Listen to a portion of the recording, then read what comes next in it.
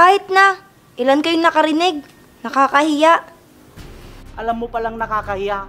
Ikaw, hindi ka ba nahihiya na narinig ng kuya na yung mga sinabi mo? Masyado ng personal yun, Hana. Alam mo ikaw, kung biro, biro lang. Ikaw yung tipo ng taong palabirong pikon. Hindi ka marunong tumanggap ng biro. Masyado mong pinipersonal.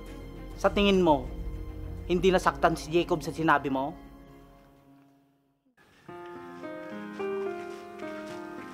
Grabe, ang init. Oo nga, ikaw kasi naglakad pa tayo.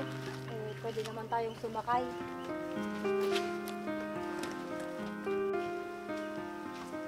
Oh, anong nirereklamo yung dalawa dyan? Ito kasing si Hana, kuya. Nagre-reklamo dahil naglakad daw kami. Totoo naman. Pwede naman tayong sumakay. Tapos pinalakad mo pa ako. Ano ba kayo? Tama na nga yan. Para kang aso't pusa. Ano ka ba? Halos hindi na nga tayo naaarawan at pinapawisan. Kaya inaya kitang maglakad na lang. Oh, anong nangyayari dito? Bakit mukhang Biyernes Santo ang mga mukha nyo? Nako, ito si Hana. Nagreklamo dahil perlak daw siya ni Jacob. Wala namang problema. Hindi naman gaano mainit.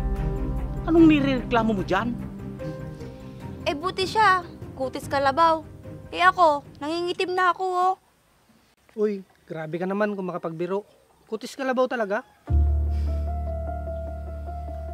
Ay, nako. Kung makapagbiro ka naman, Hana, wagas. Uwi na nga tayo. At lang makapagluto na.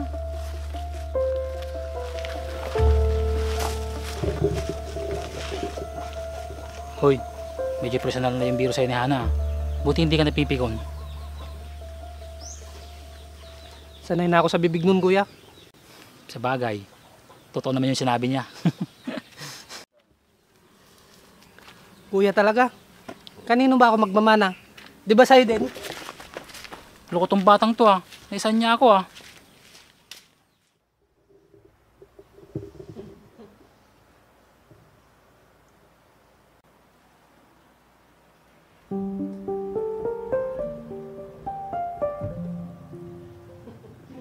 Hoy, parang masisira ng bait dyan.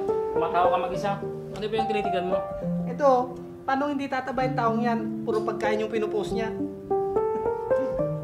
Anong masama dyan? Hilig nga nyo yung pagkain. Ikaw nga, malakas kumain. Pero tingnan mo nga, payat ka pa rin. Yun na nga eh. Kain ng kain, pero ayaw niyang tanggapin na tumataba siya. Hayaan mo na lang pag ganun. Tumayo ka na dyan para tulungan mo ako sa gawain ko. Sige kuya, ito na. Sigurado, pauwi na yan si Jacob. Ano kaya uulamin namin mamaya? Uy, GR, nag-iisa ka dyan? Oo, hinihindi ko si Jacob na dumating. Ganun ba? Siguro magkasabay na naman yung dalawa pa uwi. Sigurado yan. Magkalapit lang naman tayo ng bahay. Kaya nga eh. Saan bang punta mo? Mamamalingki sana ako. Wala pa kasi kaming ulam ni Hana mamaya. Yung boss namin, utos ng utos. Ako nga pinag-overtime. Kuya, ano pong ginagawa niyo dito? Pupunta sana ako ng palengke. Kaso, nagkwentuhan kami ni JR sandali. Nako, pag si kuya talagang nagkwento sa'yo, hindi ka na makakaalis, malilibang ka na. Hay naku kuya, para kang bata na naniniwala sa mga biro nila. Okay lang yun, Hana. Nakakatuwa nga eh. Gaya ni Jacob, tignan mo, kapag sinabi ng pogi, masaya na yan. Kahit ang totoo, kabaliktaran naman. Jacob oh, ang ibig niyan sabihin, pangit ka daw. Pangit ka na nga, kutis kalabaw ka pa. Uy, kahit kutis kalabaw at pangit ito, marami nagkakagusto dito no. Hindi kagaya ng iba dyan, kain ng kain tapos ayaw masabihan na tumataba. Hindi baling tumaba, at least may pinupuntan yung kinakain ko. Hindi katulad mo, kahit anong lamon mo, walang kwenta. Anong nangyari doon? Napikon? Mukhang hindi marunong mabiro yung kapatid mo, Berto. Ewan ko ba? Ang galing makipagbiruan. Pero pikon naman pala tong batang to. Pasensya na kayo ha. Sige, uwi na ako. para kausapin ko yung batang yon.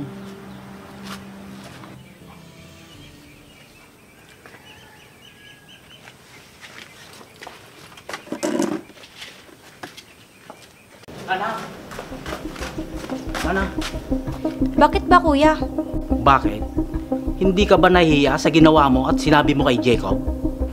Totoo naman yung sinabi ko, ah. Hindi importante kung totoo man yung sinabi mo. Kung marunong kang magbiro, dapat marunong ka rin magpabiro. Huwag kang pikon. Nakakainis kasi.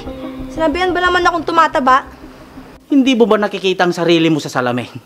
Totoo naman na tumataba ka na. Kahit na. Ilan kayong nakarinig? Nakakahiya. Alam mo palang nakakahiya. Ikaw, hindi ka ba nahihiya na narinig ng kuya na yung mga sinabi mo? Masyado ng personal yun, Hana. Alam mo ikaw, kung biro, biro lang. Ikaw yung tipo ng taong palabirong pikon. Hindi ka marunong tumanggap ng biro. Masyado mong pinipersonal. Sa tingin mo, hindi nasaktan si Jacob sa sinabi mo? Hindi ko naman po sinasadya na lumabas sa bibig ko yun, kuya. Hindi sinasadya? Ano yun? Kusang lumabas? Ganon? Nakakaya sa kanila, Hana.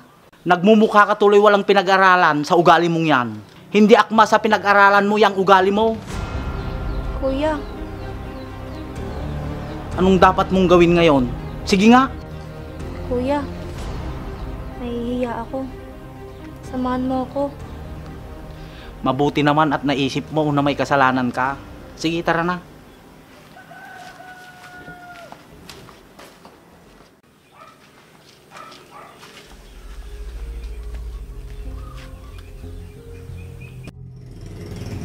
Bakit bumalik kayo, Berto? May nakalimutan ba kayo? Wala naman, JR. Pero si Hana, meron.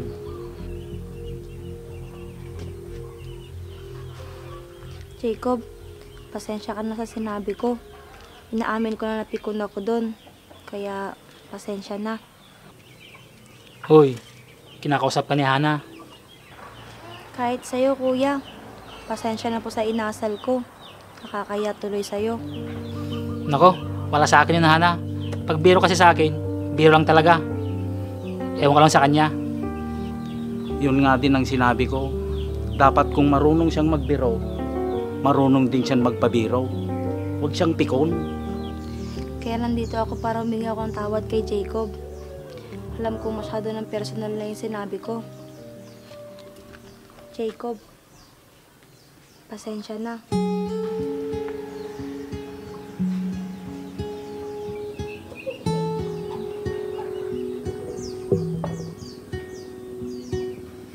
Uy, sabing sorry na eh.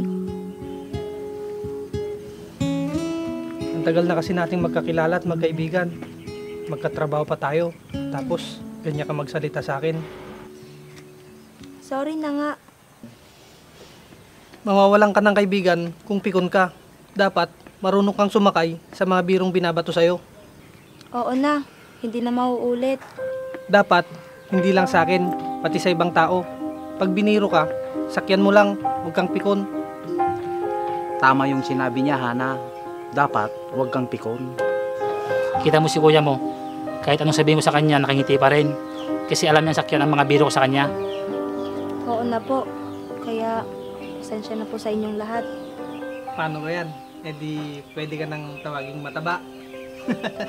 Nagsalita ang putis kalabaw. Kaya nga. At least, pogi. Sabihin mo, mataba nga, pero maganda naman. No, di ba?